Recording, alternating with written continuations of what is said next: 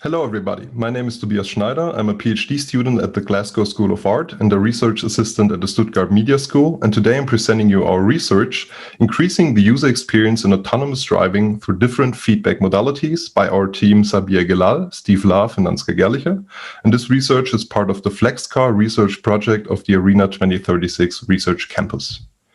We were interested in investigating the impact of different feedback modalities on the user experience during an autonomous ride, and thereby unboxing the black box, making the unknown better understandable. And we focused on connecting the areas of human-computer interaction, user experience design, and explainable AI. And our research question was, will different single feedback modalities in the form of light, audio, visualization, text, and vibration create a positive user experience in different autonomous driving situations? We therefore developed a virtual reality prototype in Unity. We specified 4 different types of general traffic situations that can occur, and we derived 5 different feedback modalities from current research for an autonomous ride.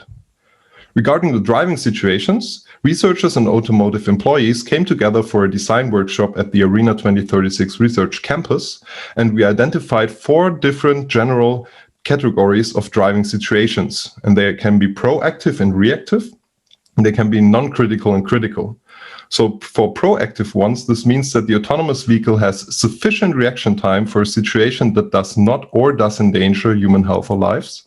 And for reactive ones, this means that the autonomous vehicle has insufficient reaction time for a situation that does not or does endanger human health or lives. Regarding the feedback modalities, due to time constraints, I can't go into too much detail, but we derived 5 different ones from state-of-the-art research, and they are light, audio, visualization, text, and vibration. And they all had different patterns to communicate information during the different driving situations.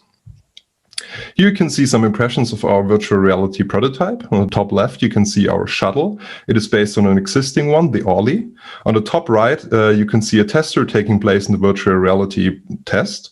On the bottom left, you can see our cityscape that we used for our different driving situations. And on the bottom right, you can see 3 of the 5 different feedback modalities, being light, visualization, and text.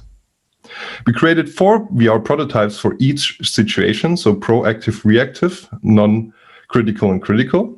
And every situation was experienced with all 5 feedback modalities and a no feedback baseline, and the order was shuffled via Latin square.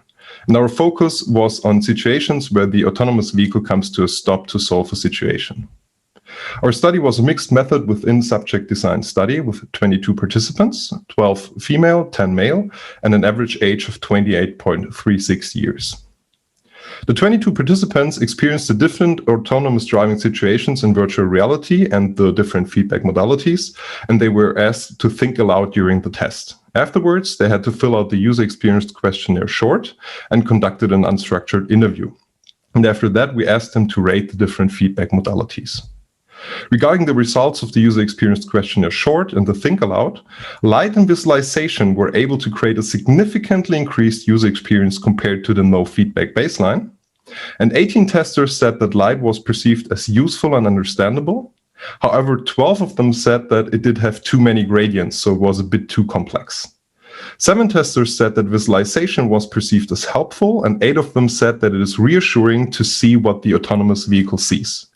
And even though sound did not create a significantly better user experience, it was perceived as very pragmatic, which is interesting.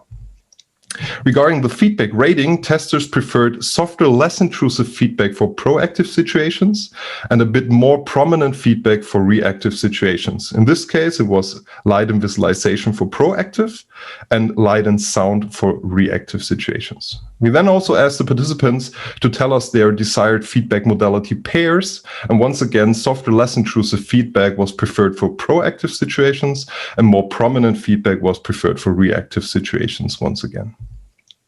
To conclude, providing live feedback about driving situations in the form of visualization or light significantly increases the user experience compared to a no feedback baseline.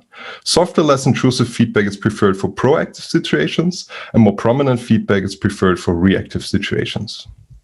This research was sponsored by the German Federal Ministry of Education and Research, and I once again want to thank my awesome team, Steve, Sabir, and Ansgar. Thank you very much.